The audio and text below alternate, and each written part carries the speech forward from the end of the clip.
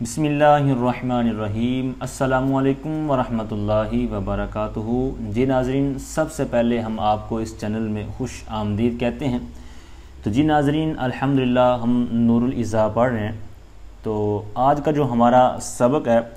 تو اس میں پڑھیں گے ہم کہ وضو کے اندر سنتیں کتنی ہیں اور کون کون سی ہیں، اور تھوڑی بہت ان کی جو علتیں ہیں وہ بھی پڑھیں گے انشاءاللہ۔ تو آئیے بلا تاخیر سبق کا آغاز کرتے ہیں۔ فصل فی سنن الوضوء، وضو کی سنتوں کے بارے میں فصل۔ اب آگے ہے کہ یسن فی الوضوء۔ اب یہاں پر یاد رکھیے کہ یہ جو یسن لفظ ہے، اسی طرح اس کو آپ یسن بھی پڑھ لیں تو کیوں پڑھیں، اسی طرح لفظ آتے ہیں یکرہ، یکرہ، ٹھیک ہے، اسی طرح یستحب۔ تو یہ جو الفاظ آتے ہیں خصوصاً فقہ کے اندر، ٹھیک ہے نا، آپ سمجھ رہے ہوں گے، یستحب، یسن اور یکرہ وغیرہ جو تین الفاظ یہ خصوصاً ہیں، تو ان کو معروف پڑھیں گے یا مجہول پڑھیں گے، اس کے بارے میں قاعدہ ہے، آپ اسکرین پر دیکھ رہے ہوں گے کہ جن الفاظ کے ترجمے میں اس میں مفعول والا معنی ہو، جس طرح مثال کے طور پر یہ ہے یسن، تو اس کا مطلب کیا ہے، مسنون چیزیں، وضو کے اندر جو مسنون چیزیں ہیں، سنت چیزیں ہیں، تو اب یہ اس کا ترجمہ مفعول والا ہوا نا، آپ نے غور کیا، مسنون چیزیں، ٹھیک ہے، اسی طرح مکروہ چیزیں، ٹھیک ہے، اسی طرح مستحب چیزیں، تو یہ مفعول والا معنی ہو رہا ہے۔ تو اسی کا یہاں بیان کر رہے ہیں کہ جن الفاظ کے ترجمے میں اس میں مفعول والا معنی ہو ان کو مجہول پڑھنا اولا ہے، یعنی ان کو مجہول بھی پڑھ سکتے ہیں، دوسرا بھی پڑھ سکتے ہیں، لیکن پڑھنا اولا کیا ہے، مجہول، اگرچہ ان کا فاعل معلوم ہو، ٹھیک ہے۔ مجہول اس وقت پڑھا جاتا ہے نا کہ جب فاعل معلوم نہ ہو، لیکن ان کا استثناء کر رہے ہیں کہ اگرچہ ان الفاظ کے بارے میں فاعل موجود ہے لیکن پھر بھی اس کو مجہول پڑھنا اولا ہوگا، جیسے یستحب، یکرہ، ٹھیک ہے، یسن وغیرہ۔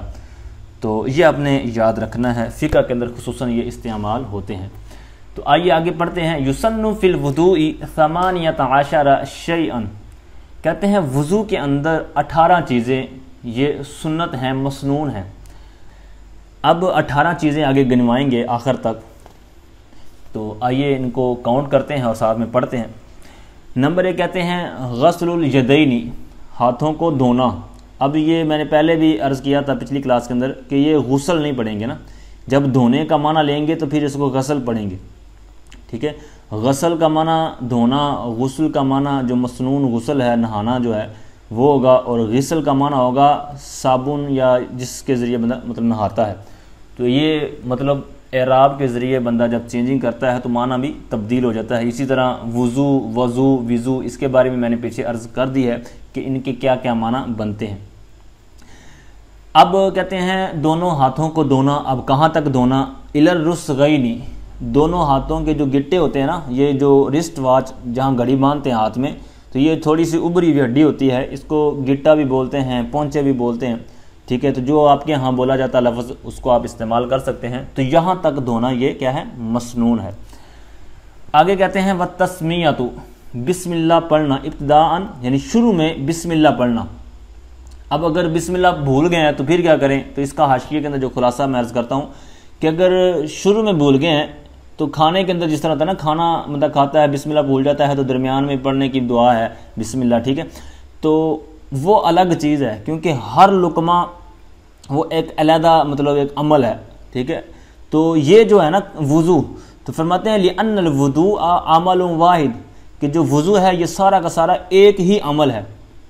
شروع سے لے کر آخر تک یہ ایک ہی عمل ہے۔ تو اب اس کے لیے مطلب دوبارہ مسنون، مطلب درمیان میں یاد آ گیا تو بسم اللہ پڑھنے سے وہ سنت مراد نہیں ہوگا، سنت نہیں لیں گے اس کو، بلکہ وہ مستحب ہو جائے گا، کیونکہ ہر عضو کے اندر مطلب تسبیح کرنا، ذکر کرنا، تسمیہ وغیرہ پڑھنا تو یہ مستحب کے زمرے میں آئے گا۔ تو لہٰذا ایک دفعہ اگر بھول گیا ہے، کوئی عضو دھو لیا ہے، تو اب اگر بسم اللہ پڑھے گا تو وہ اس کا سنت طریقہ نہیں ہوگا، مستحب ہوگا، مسنون نہیں ہوگا۔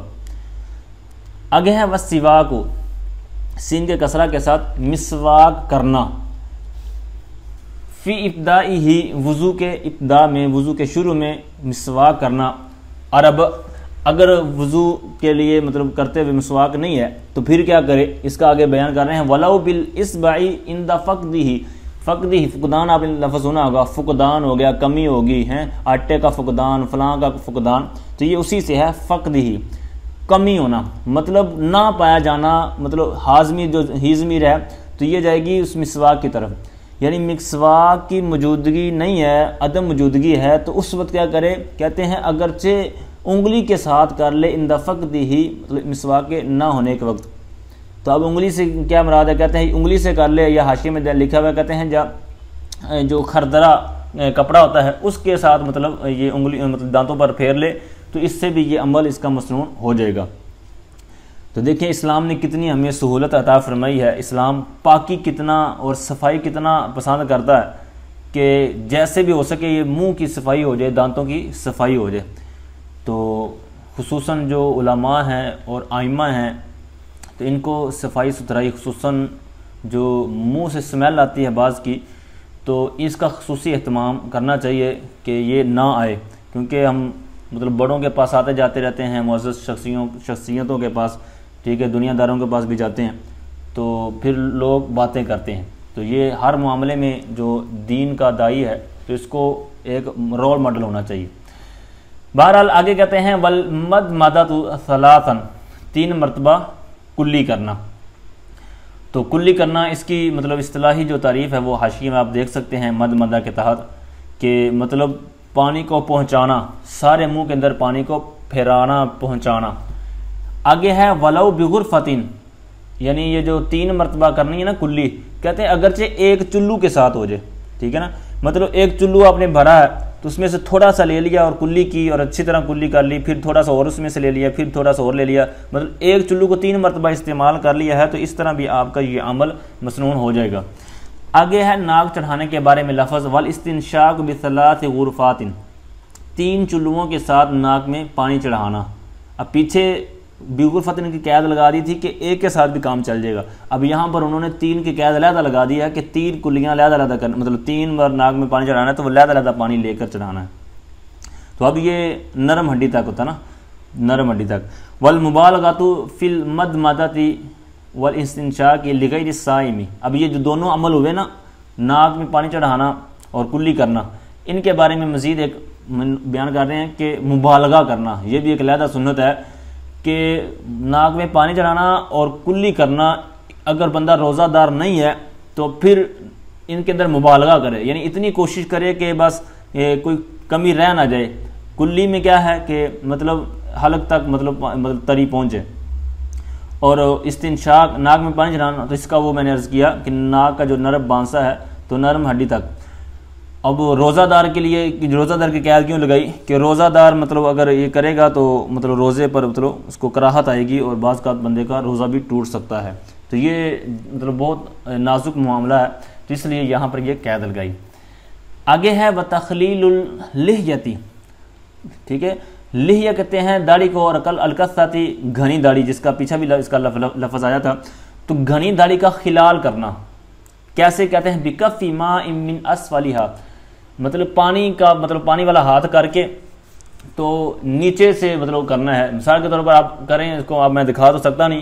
تو یوں مطلب ہاتھ آپ تر کر کے تو یوں آپ سینے کی طرف لے جائیں نا، مطلب گردن کے اوپر رکھ کے تو یوں انگلیوں کے مطلب یہ داڑھی کے درمیان میں انگلیوں کو یوں لگائیں اور یوں کھینچتے ہوئے آپ لے آئیں، تو یہ بھی ایک طریقہ کار یہاں پر بیان کیا گیا ہے کہ یوں آپ داڑھی کا خلال کریں، اور یہ کرنا چاہیے، اور ہو سکے تو صابن کے ساتھ دھونا چاہیے، ٹھیک ہے، داڑھی کو 1-2 دفعہ آپ دھو لیں گے تو یہ مطلب جو مطلب جراثیم وغیرہ اور اسمیل وغیرہ تو یہ دور ہو جائے گی اور صفائی آپ کو زیادہ مل جائے گی۔ بہرحال سنت یہ تھا جو یہاں پر بیان کر دیا گیا۔ وتخلیل الاصابع، اب پیچھے داڑھی کا خلال تھا، اب انگلیوں کا، ٹھیک ہے، انگلیوں کا خلال کرنا۔ اب آگے ہے وتثلیث الغسل، 3 مرتبہ دھونا، جو اعضاء دھونے والے ہیں، مثال کے طور پر ہاتھ دھونے والے ہیں، چہرہ دھونے والا عضو ہے، اسی طرح پاؤں، تو ان اعضاء کو جو دھونے والے ہیں 3 مرتبہ دھونا، 2 مرتبہ دھوئیں گے تو یہ بھی مطلب سنت نہیں مراد ہوگا، 3 مرتبہ دھونا۔ واستعاب الراس،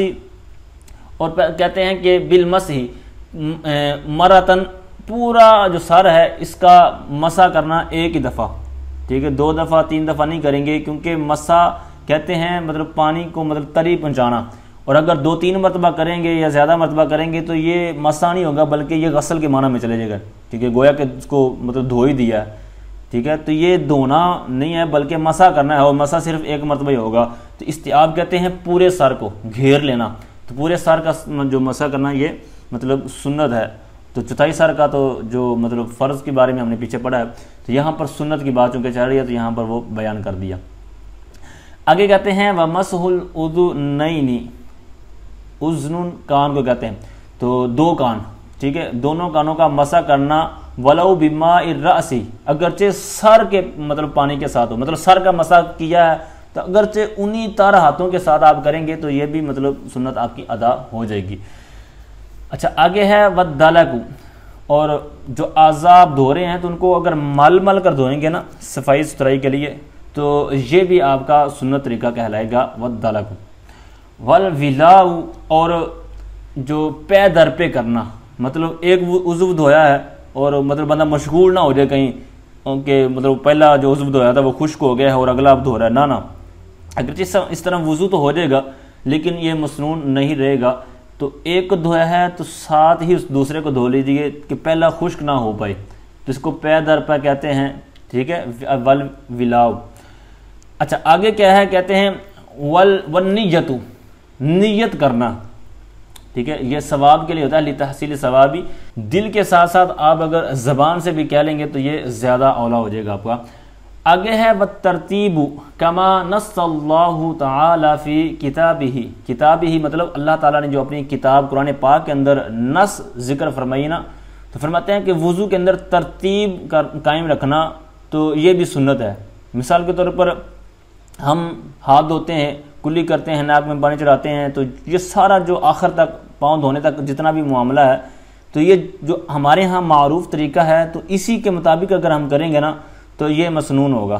ٹھیک ہے، یہ ترتیب کے ساتھ کرنا بھی سنت ہے۔ کہتے ہیں جیسا کہ اللہ تعالیٰ نے اپنی کتاب میں نص قائم فرمائی ہے، مطلب قرآن پاک کی جو مشہور آیت ہے وضو کے بارے میں کہ فَاغْسِلُوا وُجُوهَكُمْ وَأَيْدِيَكُمْ، تو یہ جو ساری چار جو رکن بیان کیے گئے ہیں، چار فرائض ہیں وضو کے، تو ان کے درمیان جس طرح ترتیب ہے نا تو اسی ترتیب کے ساتھ، یعنی ان کو الٹ نہیں کرنا کہ پہلے مسح کر لیں پھر مطلب فَاغْسِلُوا وُجُوهَكُمْ مطلب پھر اپنا چہرہ دھو رہا ہے، اس کا الٹ کریں گے وضو اگرچہ ہو جائے گا لیکن مسنون سنت ایک آپ کی ضائع ہو جائے گی، آپ سنت سے محروم ہو جائیں گے۔ اچھا آگے کہتے ہیں کہ وَالْبِدَاعَةُ بِالْمَيَامِنِ، میامن مطلب جس طرح میں پیچھے پڑھا تھا نا یمنا یسرا، دایاں بایاں، تو اسی سے میامن تھوڑا سا لفظ چینج کیا انہوں نے۔ کہتے ہیں وَالْبَدَاعَةُ ابتدا کرنا دائیں طرف سے، مطلب ہاتھ دھونے ہیں تو پہلا دایاں دھوئے، ٹھیک ہے، مطلب دو چیزیں ہیں تو ان کے اندر آپ نے دایاں پہلے استعمال کرنا ہے، دائیں کو پہلے آپ نے دھونا ہے یا استعمال کرنا ہے، یوز کرنا ہے۔ اور آگے کہتے ہیں وَرُؤُوسِ الْأَصَابِعِ، اور جو انگلیوں کا سرا ہے، مثال کے طور پر دونوں ہاتھ ہیں یا دونوں پاؤں ہیں، ٹھیک ہے، دونوں کے بارے میں آپ حاشیے میں دیکھ سکتے ہیں۔ فِی الْیَدَیْنِ وَرِجْلَیْنِ، مطلب ٹانگوں کے مطلب دو پاؤں ہیں، اسی طرح دو ہاتھ ہیں، تو ان میں سے جو دونوں ہاتھ ہیں تو دایاں اگر لیں گے، ایک تو دایاں لینا ہے وہ پیچھے والی سنت مطلب ہو جائے گی بالمیامن والی، اور دوسرا یہ کہ انگلیوں سے شروع کرنا ہے، یہ نہیں کہ آپ پہلے مطلب درمیان میں پانی ڈالیں، ایک سائڈ سے یوں شروع ہوں گے نا، ٹونٹی وغیرہ کے نیچے کریں گے تو ایک سائڈ سے یوں کریں گے تو یہ آپ کا بہت زبردست سنت پر عمل ہوگا۔ اور کہتے ہیں وَمُقَدَّمِ الرَّأْسِ،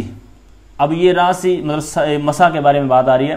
کہ سر کے ابتدا سے شروع سے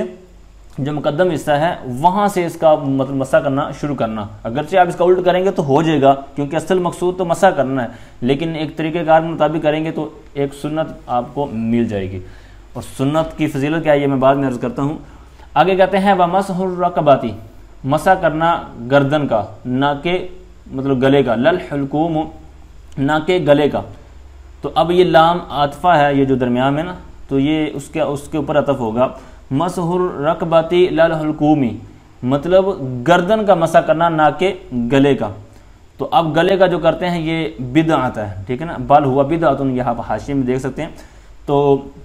جو گردن کا مسح کرنا یہ مسنون ہے۔ اب یہ یہاں تک ہوگی پوری جتنی انہوں نے شروع میں ذکر کی تھی نا کہ 18 ہیں، لیکن ایک ضعیف قول وکیلا اس کو بولتے ہیں صیغہ تمریز، مطلب ضعیف صیغہ جس کہتے ہیں نا، تو اس سے عموماً جب کوئی جملہ بولا جاتا ہے یا فقہ میں یاد رکھیے گا، آگے ہدایہ بھی آپ نے پڑھنی ہے جا کر، تو یہ جہاں پر صیغہ تمریز آتا ہے نا مجہول کا صیغہ، تو یہاں پر کوئی اتھینٹک یا کوئی زیادہ قوی مضبوط بات کا ذکر نہیں ہوتا عموماً. تو بہرحال یہاں سے پھر کیا ذکر کر رہے ہیں, کہتے ہیں ان الاربعۃ الاخیرۃ مستحبۃ, کہتے ہیں کہ جو آخری 4 چیزیں ذکر کی گئی ہیں نا یہ مستحب ہیں. یعنی بعض نے کہا ہے کہ یہ مستحب چیزیں ہیں, سنت نہیں ہیں. تو اب یہ مطلب آخری 4 کہاں سے مراد ہوں گی, یا آپ حاشیے میں دیکھیں گے تو آپ کو اس کی مطلب اشارہ مل جائے گا. کہتے ہیں التی اولها البداع, یعنی جو بدعات والا معاملہ شروع ہوا نا, والبداعۃ بالمیامن, تو یہاں سے آگے جو 4 چیزیں ذکر کی گئی ہیں کہتے ہیں کہ یہ مستحب ہیں بعض کے نزدیک. ٹھیک ہے, تو یہ یہاں تک ہمارا جو سبق ہوا ہے یہ سنت جو ہے نا وضو کی, تو 18 سنتیں ہم نے یہاں سے سیکھی ہیں. تو اب ایک سنت کو زندہ کرنا ایسے زمانے میں, سرکار صلی اللہ علیہ وسلم کا فرمان ہے کہ جس زمانے میں سنت کو, یہ میں مفہوم عرض کر رہا ہوں کہ لوگ سنتوں کو چھوڑ رہے ہوں, اور اس زمانے میں لوگ اگر کوئی ایک سنت کو زندہ کرتا ہے تو 100 شہیدوں کا اس کو ثواب ملتا ہے. تو اب لوگوں کو تو فرض چیزیں نہیں پتہ, شرطیں نہیں پتہ, سنتوں کا کہاں پتہ ہوگا. اور جیسا لوگ وضو کرتے ہیں, اگر کوئی بندہ کھڑا ہو کر دیکھے تو پتہ چلے کہ یہ کیا حشر کر رہا ہے وضو کا. ٹھیک ہے, نماز کے اندر تقریباً 95-96 سنتیں ہیں. ٹھیک ہے, وہ بھی مطلب بندہ اگر عمل کرے تو کتنا ثواب اور اجر ملے. اسی طرح یہ وضو کے ہم نے پڑھی, تو غسل کی علیحدہ آئیں گی آگے باتیں. تو یہ علم دین کی ہی برکت ہے. اللہ تعالی ہمیں علم بھی دے اور اس پر عمل کرنے والا بھی بنائے. اللہ تعالی ہمیں علم نافع عطا فرمائے. آمین بجاہ النبی الامین صلی اللہ تعالی علیہ وآلہ وسلم.